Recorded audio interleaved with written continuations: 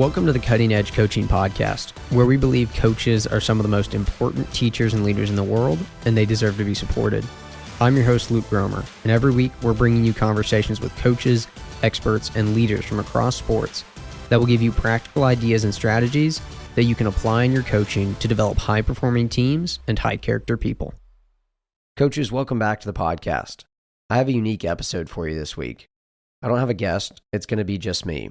And I'm going to be sharing a personal reflection on a recent experience I had in my current coaching role. For those of you that aren't aware of my current context, I'm currently an 8th grade English teacher and 8th grade boys basketball coach at a junior high in Northwest Arkansas.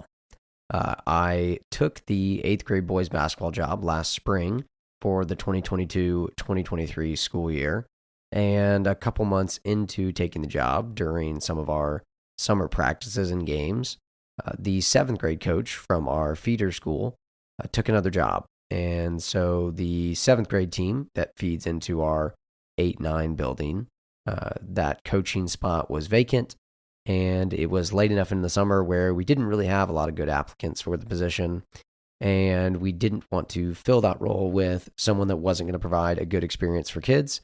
And so I told the administration that I would do what I thought was best for kids and coach the 7th grade group as well for the school year. So I have a 7th grade team and an 8th grade team. And like I mentioned, those 7th graders are actually not in my school building. They're in a feeder building. And in addition to that, we don't even practice in our own gym this year because our school's being redone, or they're building a new school for us. And so we're at a Parks and Rec facility, and I get 7th graders bust over to me, practice them, and our practices overlap a little bit. 8th graders come over, and then I practice them. And then we play games together twice a week. 7th grade plays, and then 8th grade boys play right after that. And so that's my current context or situation this year. Just thought it would be helpful for you to be aware of as I tell a story and share some reflections and personal takeaways from an experience I had a week or so ago. But that's my current context, coaching 7th and 8th graders. And last week, as I mentioned in the title, I cost my team a chance to win the game. And it was one of the most difficult experiences I have had to date as a coach. And I wanted to tell you that story and share a few of my reflections and lessons learned from it. So we are playing our 8th grade basketball game, and we're playing the number 2 team in our conference. Our record going into that game was, I think, 3-4 in conference, and their record was 6-1. And it was a game that obviously my guys really wanted to win, and selfishly, I really wanted to win too. And we played really well in the game. We controlled the game for most of the competition, and going into the fourth quarter, we were up, and at one point in the fourth quarter, with 1 minute and 42 seconds left, we were up 7 points. We play 4 6-minute quarters, so we're up 7 with 1 minute and 42 seconds left against the number 2 team in our conference. And we've been playing really well. They call a timeout, go to their bench, and my guys come to my bench, and we talk about it. And I say to my guys, the only thing that can hurt us now is turnovers and missed free throws. So we've got to take care of the basketball and knock down some free throws, and we'll be fine here. Well, long story short, the next possession, we turn it over. The possession after that, we miss the front end of a 1-on-1, which, if you're not a basketball coach, means that the other team had committed more than 7 fouls. And so at that point, when they foul us, we go to the free throw line to shoot a 1-on-1, meaning if you make the first one, you get to shoot another one. But we missed the first one, so you don't get to shoot a second one. So that's an empty possession. The other team gets the ball back. They score on both of those possessions. Next possession, we have the ball, another turnover. So turnover, missed front end of the 1-on-1, another turnover. They score again. We get fouled again with the ball, miss the front of a 1-on-1 again.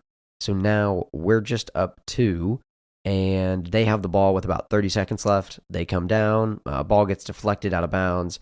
It's their ball on the sideline with about 16 seconds left, and they call a timeout. So we're up 2 at this point. My guys come to the bench. We have a plan when we go out there. They inbound it and get a little bit of an advantage on us. kick it out to an open player who shoots a three and makes it. And they go up one. They go up one with about 8 seconds left is when the kid hit the shot.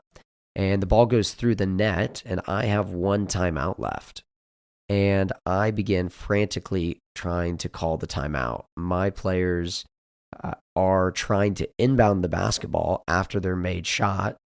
One of my players has already kind of taken it out of the net and tried to throw it into another player, and I am frantically trying to get my last timeout so that I could hopefully draw up a play to tie or a play to win the game because we're down one at this point, and mainly to stop the clock because that's the only way to stop the clock in these junior high basketball games. And I'm frantically trying to call the timeout, and I don't realize where I am. I'm watching the play happen, and I'm looking at the referee on the baseline where we're trying to inbound it, and I'm yelling for a timeout, and I start running towards him. And the next thing I know, the whistle is blown from the other side of the court, and the referee on the other side of the court has given me a technical foul. A technical foul for coming out of my coach's box. I had ran all the way to the end of the opposing team's bench in an effort to call this timeout to stop the clock and try to give my team a chance to win the game, now being down one. I looked over at the other ref, who blew his whistle and gave me a technical foul and was in disbelief. I walked over to him, asked to talk to him for a minute, and told him that I was just trying to get a timeout called, stop the clock for my guys. And he said, I get it, but I got to give you a technical foul. You're way too far out of your coach's box. And in his defense, I left my coach's box in the dust. Like I said, I was at the end of the opposing team's bench trying to get the timeout called. The video is definitely circulating among my colleagues and is already a running joke. Some people have been asking me what my 40 time is because I was so rushed trying to get this timeout called. But the issue with that is now I got this technical foul. It should have been our ball with about 6.5 seconds left and a chance to go win the game. But instead, the technical foul means they get to shoot 2 free throws and they get the ball back, which now means that we're going to be down at least one and they get the ball back, but they hit both of the free throws for the technical. And so now we're down 3 and they get the ball back. They inbound it. We foul them. They go to the free throw line to shoot free throws. They make them both. And so now they're up 5 and we inbound it, try to get a shot up, miss it. It's the game at that point. And so my technical foul removed an opportunity from my team to try to win the game at the end. And I cannot express to you how terrible I felt in that moment and for about the next 3 days, reflecting on that experience and just replaying the moment over and over again in my mind. And, you know, the funny thing about it is, as soon as I realized what had happened, it hit me, right? Like a gut punch. And I knew that I had just essentially taken my team's chance to win the game away, which as a coach, I think is maybe one of the worst feelings you can experience because I believe it's my responsibility to put my players in the best position possible to win the game. And so to know that I did something that took that out of their hands just made me feel terrible.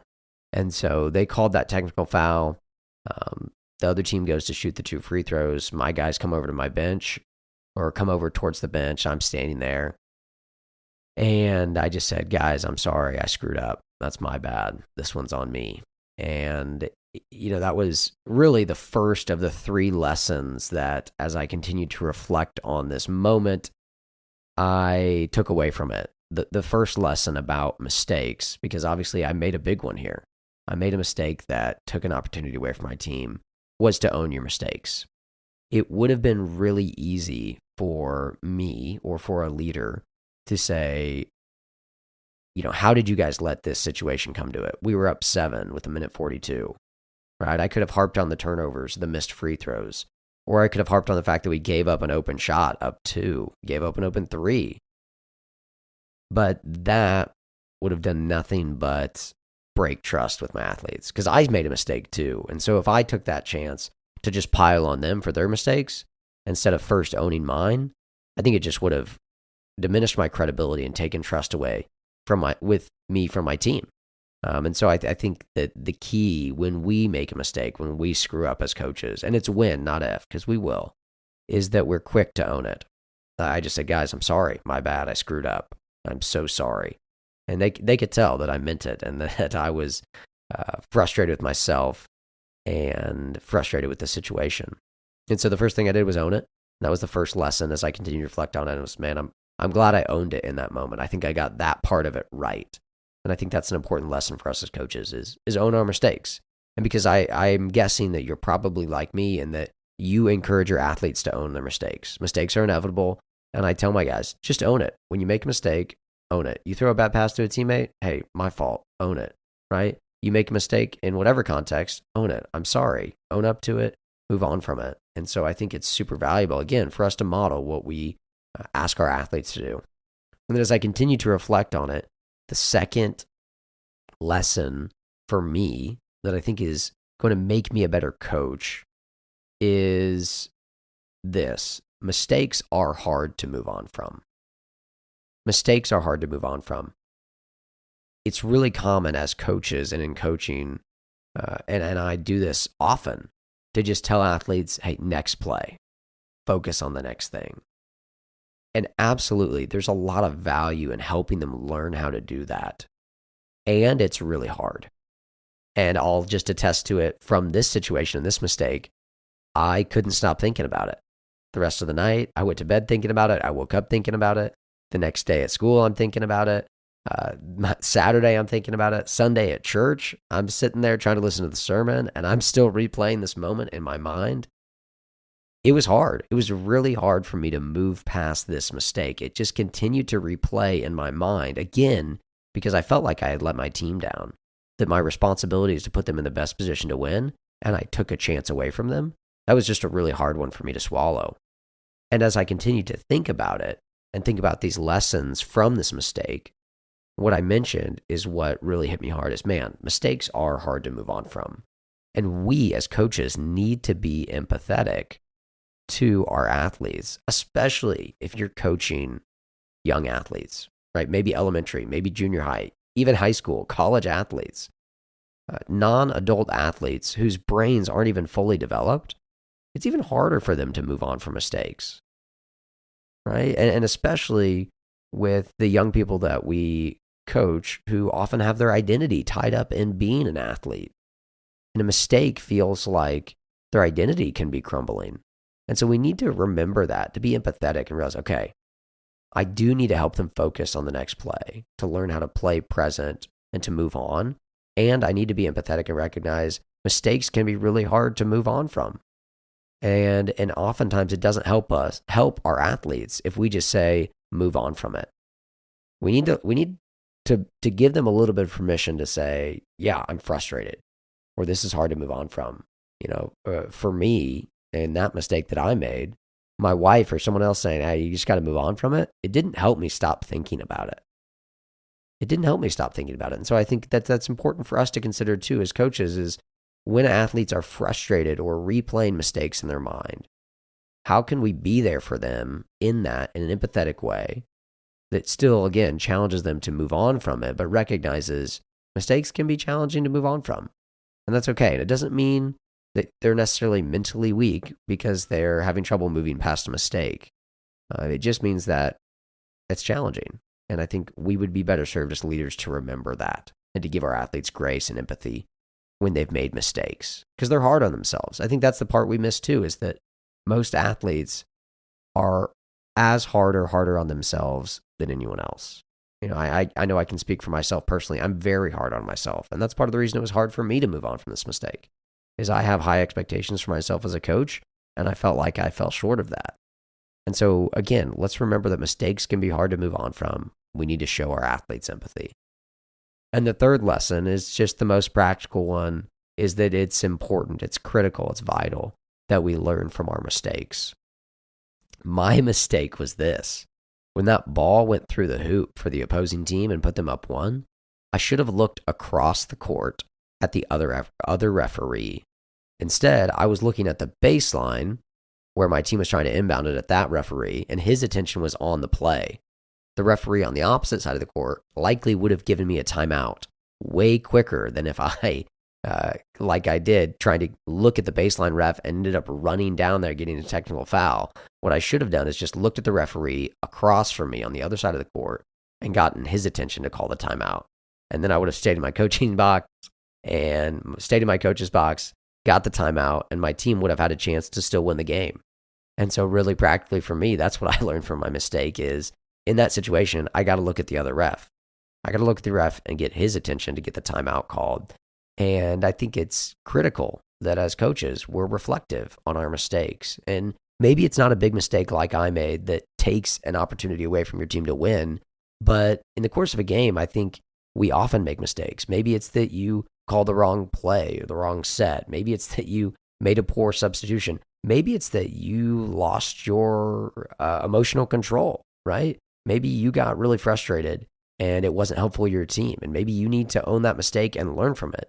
And you need to have something in place to help you stay regulated so that you can be more effective for your athletes. I don't know what your mistake might be, but I think it's critical. It is critical that as leaders, we actually learn from them.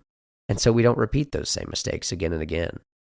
And like I mentioned on the first one about owning mistakes, I'm encouraging my athletes to see mistakes as opportunities to learn. I try to honor their attempts and their mistakes and teach them through those. And I want them to see those mistakes as opportunities to learn as well. And so, again, this is the chance for us to model it. When we make a mistake, not if, do we learn from it? Do we make a change?